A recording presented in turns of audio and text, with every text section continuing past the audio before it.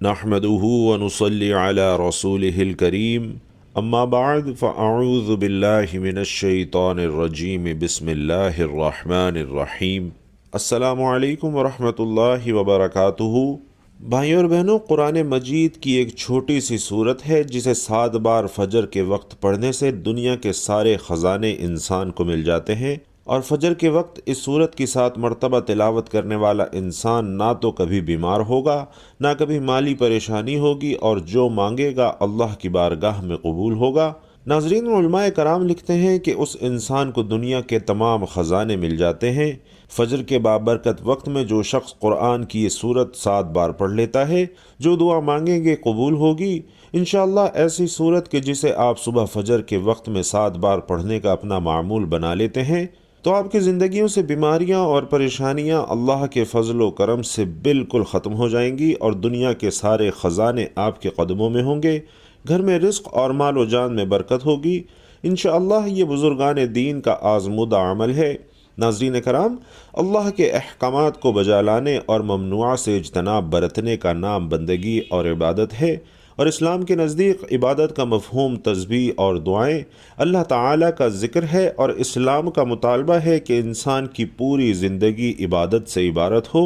اس طرح زندگی بسر کرے کہ اس کا ہر کام عبادت میں شمار ہو، اور اس کا واحد طریقہ یہی ہے کہ وہ اللہ کے بتائے ہوئے طریقے کے مطابق زندگی گزارے، حکم الہی کو پیش نظر رکھے۔ اور اسلام اس بڑی عبادت کے لیے انسان کو جن ذرائع سے تیار کرتا ہے اور اس کی تربیت کرتا ہے انہیں عرف عام میں ناظرین عبادت کہا جاتا ہے، لیکن دراصل یہ تمرینات عبادات ہیں، اور انہیں ارکان اسلام بھی اسی وجہ سے کہا جاتا ہے کہ اسلام کی عمارت انہی ستونوں پر قائم ہے۔ اور ارکان اسلام میں بھائیوں اور بہنوں، جیسا کہ ہم سب جانتے ہیں، سر فہرست نماز ہے۔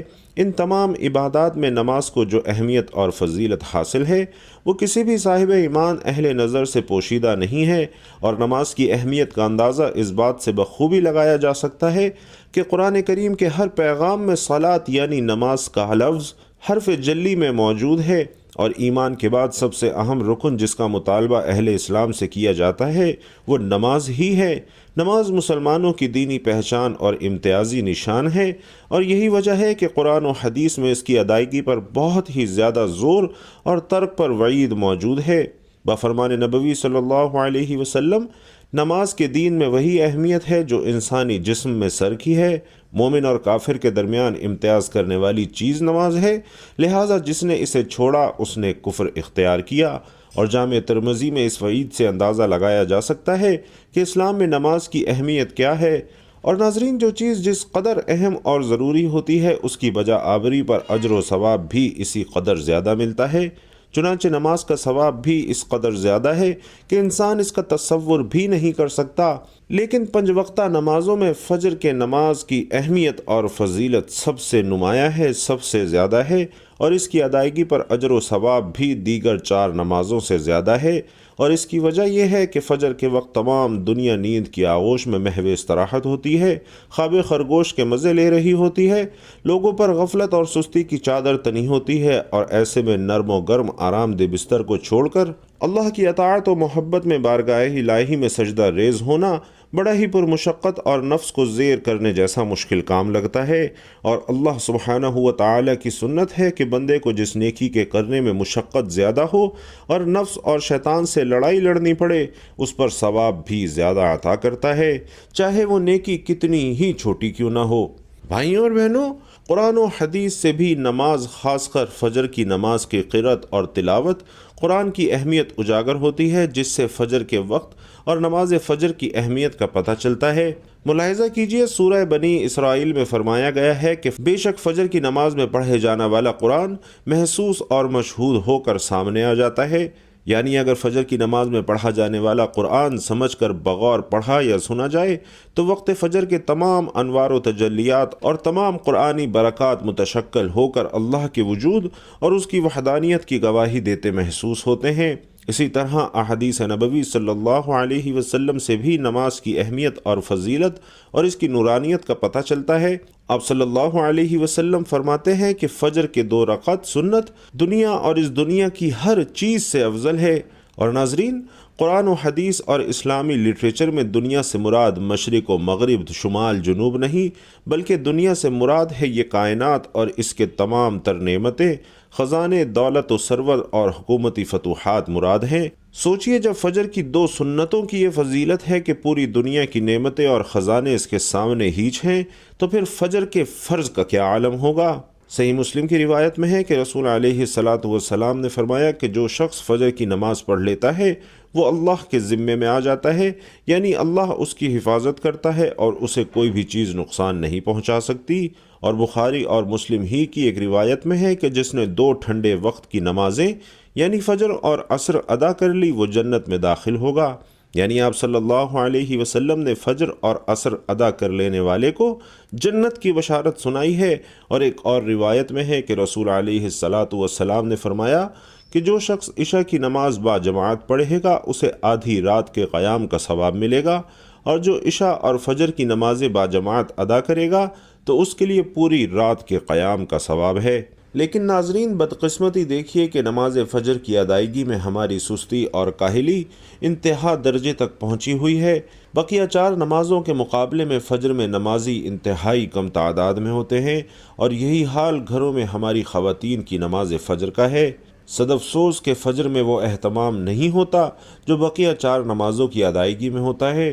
موسم گرما میں راتیں چھوٹے ہونے کا بہانہ اور موسم سرما میں صبح سردی کا عذر لیں گے، لیکن ناظرین یاد رکھیے کہ ہمارا ہر بہانہ، ہمارا ہر عذر نماز میں کوتاہی اور غفلت کے سلسلے میں اللہ کے ہاں ناقابل قبول ہے۔ ہم میں سے اکثر لوگوں کو ایک شکوہ ہمیشہ رہتا ہے کہ روزی میں برکت نہیں ہے، گھروں میں برکت نہیں ہے، کتنا ہی کما لیں پتہ ہی نہیں چلتا کہ کہاں گیا۔ ہر وقت کوئی نہ کوئی پریشانی رہتی ہے، کبھی کوئی بیماری، کبھی کوئی پریشانی۔ اگر ناظرین اس تمام بے برکتی، تنگ دستی، بے روزگاری اور پریشانیوں کو ہم نماز فجر کی عدم ادائیگی کے پس منظر میں دیکھیں تو ہمیں معلوم ہو جائے گا کہ یہ سب بے برکتی اسی سبب سے ہے کہ ہم نماز فجر کی ادائیگی میں حد درجہ کوتاہی، غفلت، لاپرواہی اور سستی کا شکار ہیں۔ رسول علیہ الصلاۃ والسلام کی اس حوالے سے متعدد احادیث موجود ہیں جن میں رزق کی تقسیم اور فراوانی اور برکت کو نماز فجر کی ادائیگی کے ساتھ براہ راست مشروط کیا گیا ہے۔ حضور علیہ الصلاۃ والسلام کے ایک قول کا مفہوم ہے کہ رزق تقسیم کرنے والا فرشتہ ہر صبح فجر کے وقت بندوں کا رزق لے کر زمین پر اترتا ہے، اور جو دروازہ فجر کے وقت کھلا ہوتا ہے فرشتے اس کا رزق دروازے پر رکھ کر چلے جاتے ہیں، اور جو دروازہ فجر کے وقت بند ہوتا ہے فرشتے اس کا رزق واپس لے کر چلے جاتے ہیں۔ ناظرین کرام، اس فرمان نبوی صلی اللہ علیہ وسلم میں فجر کے وقت دروازہ کھلا ہونے کا سیدھا مطلب یہ ہے کہ جس گھر کے افراد صبح فجر کے وقت بیدار ہو کر نماز فجر ادا کرتے ہیں انہیں ان کا رزق عطا کر دیا جاتا ہے، جبکہ دروازہ بند ہونے سے مراد یہ ہے کہ جس گھر کے رہنے والے صبح فجر کے وقت سوتے رہتے ہیں اور نماز فجر کی ادائیگی میں غفلت اور کوتاہی کے مرتکب ہوتے ہیں انہیں ان کے رزق سے محروم رکھا جاتا ہے۔ اسی طرح رسول علیہ الصلاۃ والسلام کے فرمان کے مطابق فجر اور عشاء کی نماز خیر اور برکات سے معمور ہیں، اور ان 2 نمازوں کی ادائیگی بے شمار نیکیوں اور ثواب کے ذخائر اور رزق اور برکتوں کے خزانے جمع کرنے کا سبب ہے۔ جیسا کہ رسول علیہ الصلاۃ والسلام فرماتے ہیں کہ اگر لوگوں کو عشاء اور فجر کی نمازوں کا ثواب یعنی اجر اور خیر و برکات معلوم ہو جائیں تو وہ ان 2 نمازوں میں ضرور آئیں، چاہے کولوں کے بل گھسیٹتے ہوئے ہی کیوں نہ آنا پڑے۔ ناظرین، ہم میں سے اکثر خصوصاً نماز فجر اور عموماً دیگر نمازوں کو چھوڑ کر اپنے گھروں میں خیر و برکات کے لیے دیگر تمام کام کرتے ہیں۔ قرآن خوانی، میلاد کی محافل کے انعقاد، لوح قرآنی کے تعویذ آویزہ کرنے جیسے نیک کاموں کی طرف متوجہ ہوتے ہیں۔ ان سے تو انکار نہیں کہ بلا شبہ ان تمام چیزوں میں برکت کا عنصر موجود ہوتا ہے، لیکن قرآن خوانی ہو، محفل میلاد ہو، لوح قرآنی کے نقوش گھر میں آویزہ کرنے سے خیر و برکات کا ہونا نماز کی ادائیگی سے ہی مشروط ہے، اور ہر خیر اور برکت کے سوتے نماز سے پھوٹتے ہیں۔ اللہ کی تمام نعمتوں، برکتوں اور اس کے دریا نماز کی ادائیگی سے ہی بہتے ہیں، اور اس کے ساتھ ہی ساتھ یہ امر بھی انتہائی اہم ہے کہ فجر کے علاوہ بقیہ 4 نمازوں میں بھی خیر و برکات نماز فجر کی ادائیگی سے ہی مشروط ہے، اس لیے کہ خیر و برکت کا آغاز نماز فجر کی ادائیگی سے ہی ہوتا ہے۔ تو ہم سب کو اپنے گھروں میں تمام اہل خانہ کی نماز فجر کی ادائیگی کے حوالے سے اپنا اور اپنے گھر والوں کا جائزہ لینے اور محاسبہ رکھنے کی ضرورت ہے۔ اللہ تعالیٰ سورۃ التحریم میں ارشاد فرماتا ہے کہ اے ایمان والو، خود کو اور اپنے گھر والوں کو اس آگ یعنی جہنم سے بچاؤ جس کا ایندھن آدمی اور پتھر ہیں۔ اور ناظرین، یہ چیز بھی یاد رکھیے کہ نماز فجر کی کوتاہی اور غفلت اور نماز فجر ادا نہ کرنا گھر کی نحوست کی علامت کا آغاز ہے۔ رسول علیہ السلام نے ایسے مسلمان کو خبیث اور منافق قرار دیا ہے۔ آپ صلی اللہ علیہ وسلم نے فرمایا کہ ایسے شخص کو میرا دل چاہتا ہے آگ لگا کر جلا دوں۔ اللہ اکبر! ناظرین، اتنی بڑی وعید، اور ہمارے نوجوان جو رات رات بھر موبائل پر یوٹیوب، گوگل، فیس بک، واٹس ایپ اور نہ جانے کن کن غلاظتوں میں غوطہ زن رہتے ہیں اور عین فجر کے وقت سو جاتے ہیں۔ میرے ان تمام بھائیوں بہنوں کو ان وعیدوں اور تنبیہات سے سبق اور نصیحت حاصل کرنی چاہیے، اور یہ بات ہر مسلمان کو ذہن نشین رکھنی چاہیے کہ نماز فجر میں ناغہ اللہ اور اس کے رسول صلی اللہ علیہ وسلم کو کسی صورت قبول نہیں ہے۔ یہ ایسی غفلت اور سستی پر مبنی گناہ ہے کہ اس پر جتنا لکھا اور بولا جائے وہ کم ہے۔ حضرت عثمان بن فارس رضی اللہ تعالی عنہ روایت کرتے ہیں کہ نبی کریم صلی اللہ علیہ وسلم نے فرمایا کہ تم میں سے بہتر شخص وہ ہے جو خود قرآن حکیم سیکھے اور دوسروں کو بھی سکھائے۔ اللہ رب العزت سے دعا ہے کہ وہ ہم سب مسلمانوں کو نمازوں کی پابندی، خاص کر فجر کی نماز کی پابندی کی توفیق عطا فرمائے۔ آمین یا رب العالمین۔ تو ناظرین کرام، آئیے چلتے ہیں آج کے وظیفے کی جانب۔ نماز فجر کے بعد قرآن پاک کی جو سورت پڑھنی ہے میں آپ کی خدمت میں پیش کر رہا ہوں ناظرین، وہ سورۃ الفاتحہ ہے۔ یہی ایک ایسی سورت ہے جو اللہ کے غضب کو ٹھنڈا کرتی ہے اور اللہ تعالیٰ کی رحمت کو جوش دلاتی ہے۔ آپ نے اپنا یہ معمول بنا لینا ہے کہ صبح فجر کی نماز کے بعد آپ نے سب سے پہلے درود پاک پڑھنا ہے۔ درود پاک آپ کوئی سا بھی پڑھ سکتے ہیں، چاہے تو آسان اور مختصر سا درود صلی اللہ علیہ وسلم پڑھ لیا کریں یا صلی اللہ علی محمد پڑھ لیا کریں، یا پھر نماز والا درود یعنی درود ابراہیمی پڑھ لیا کریں۔ اور چونکہ درود ابراہیمی تمام درودوں میں سب سے زیادہ افضل ہے، اور روایات میں بھی آتا ہے کہ پیارے آقا صلی اللہ علیہ وسلم بھی تمام درودوں میں درود ابراہیمی کو ہی سب سے زیادہ محبوب رکھتے تھے، اس لیے آپ نے کوشش کرنی ہے کہ درود ابراہیمی ہی پڑھنا ہے۔ ایک بار ثواب کی نیت سے درود ابراہیمی میرے ساتھ بھی پڑھیے۔ اللہم صلی علی محمد وعلی آل محمد کما صلیت علی ابراہیم وعلی آل ابراہیم انک حمید مجید۔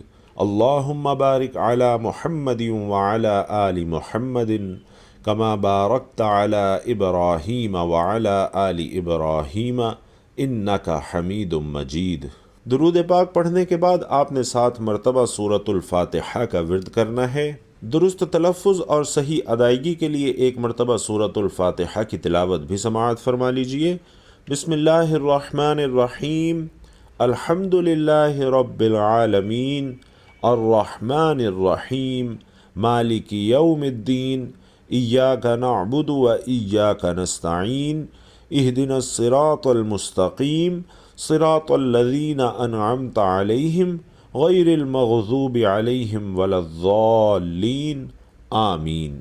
7 مرتبہ ناظرین سورۃ الفاتحہ پڑھنے کے بعد آپ نے 3 مرتبہ سورۃ الاخلاص پڑھنی ہے۔ بسم اللہ الرحمن الرحیم، قل هو اللہ احد اللہ الصمد لم یلد ولم یولد ولم یکن لہ کفوا احد، اور 3 مرتبہ سورۃ الاخلاص پڑھنے کے بعد آخر میں آپ نے درود پاک پڑھنا ہے جو آپ نے عمل کے شروع میں پڑھا تھا۔ ناظرین، علماء کرام بیان کرتے ہیں کہ نماز فجر کے بعد سورۃ الفاتحہ کا یہ وظیفہ کرنے والے کی زندگی میں انتہائی مثبت تبدیلیاں آتی ہیں۔ ہر طرح کی بیماری، سستی، کاہلی، کمی کوتاہی، بے برکتی، بے اتفاقی، بے توجہی، بے رغبتی انسان کی زندگی سے نکل جاتی ہے، اور چند ہی دن کے لگاتار عمل سے انشاءاللہ قرآن کے اور اسلام کے اسرار و رموز آپ پر آشکار ہونا شروع ہو جاتے ہیں۔ اللہ تعالیٰ ایسے شخص کو اپنے خاص اور مقرب بندوں میں شامل فرما لیتا ہے اور پھر اس کی تمام حاجات اللہ سبحانہ و تعالیٰ اپنے ذمہ کرم میں لے لیتا ہے، اور ایسے غیبی خزانے اللہ اپنی قدرت کاملہ سے اسے عطا فرماتا ہے کہ جن کا گمان بھی کسی انسان کے دل و دماغ میں نہیں گزرتا۔ اس کی زبان سے نکلی ہر بات اللہ عز و جل کے ہاں شرف قبولیت حاصل کرنے لگتی ہے۔ تو ناظرین، چند ہی دن کے عمل سے انسان کی زبان میں وہ تاثیر پیدا ہونے لگتی ہے کہ ایسا شخص اگر کسی بیمار کو 7 بار سورۃ الفاتحہ پڑھ کر دم بھی کر دے تو اللہ اسے شفا عطا فرما دیتا ہے۔ ایسا انسان جو روزانہ فجر میں 7 مرتبہ سورۃ الفاتحہ کا یہ ورد کرتا ہے تو دن بھر اس کے رزق میں، مال و دولت میں، اس کی صحت میں اضافہ ہوتا جاتا ہے، برکت ہوتی جاتی ہے، اور ایسے انسان کے معاملات میں اللہ کی رحمتیں اور برکتیں شامل حال ہو جاتی ہیں۔ الغرض ایسا انسان اللہ تعالیٰ سے جو بھی مانگتا ہے تو اللہ تعالیٰ اسے شرف قبولیت ضرور عطا فرماتا ہے۔ اور ناظرین، آنکھوں دیکھی بات ہے کہ جس نے بھی اس وظیفے کو اپنی زندگی میں شامل کیا اس نے اپنی آنکھوں سے رحمتوں اور برکتوں کا نزول بھی دیکھا۔ تو آپ لوگ بھی نماز فجر کے بعد سورۃ الفاتحہ کے اس وظیفے کو اپنا معمول بنا لیجئے، انشاءاللہ ہر طرح کی خیر و برکات آپ کو ضرور حاصل ہوں گی۔ اللہ تبارک و تعالی سے دعا کرتا ہوں کہ نیکی کی بات کو سننے، سمجھنے اور اس پر عمل کرنے کی طاقت اور توفیق ہم سب کو مرحمت فرمائے، میرا سنانا اور آپ کا سننا اپنی بارگاہ میں قبول و منظور فرمائے۔ اور محترم ناظرین، آخر میں آپ سے گزارش ہے کہ اللہ تعالیٰ کا ایک خوبصورت نام کمنٹ باکس میں ہمارے لیے ہدیتاً تحفتاً ضرور لکھیے گا۔ اللہ تعالیٰ آپ سب کا حامی و ناصر ہو، آمین یا رب العالمین۔